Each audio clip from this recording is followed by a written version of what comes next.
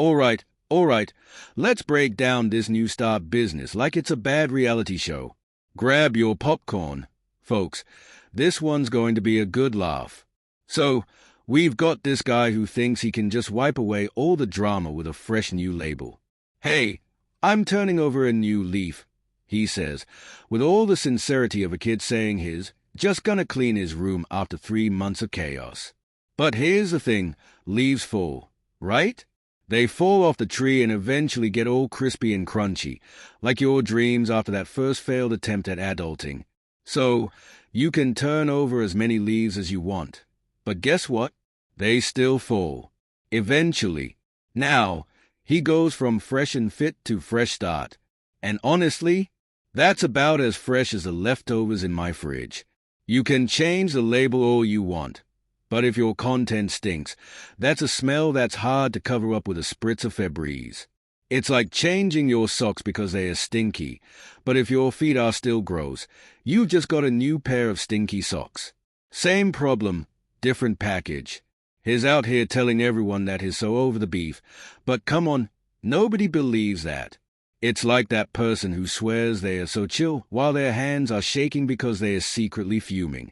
The guy cares about that beef like a cat cares about your brand new couch. Sure, it might pretend not to care, but it'll still scratch the heck out of it when you're not looking. And then, oh boy, he starts giving out business advice. He says you need a business partner to succeed.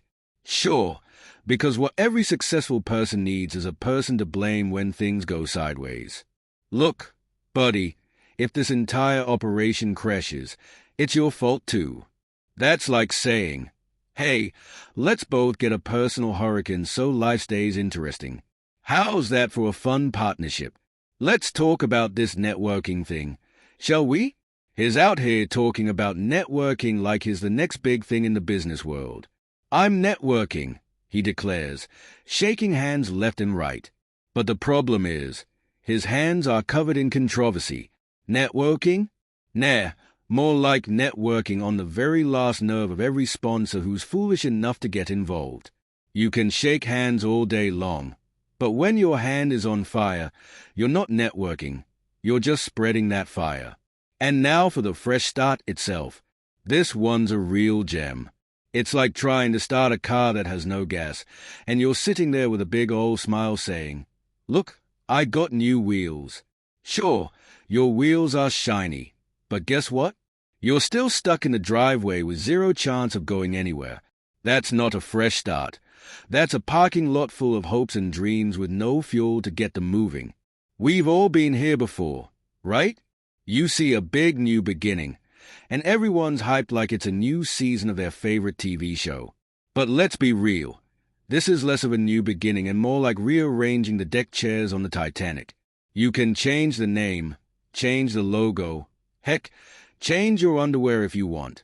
But if your content is the same tired old mess, all you've got is a fresh coat of paint on a wrecked car. Now, let's look at the history behind the so-called fresh start.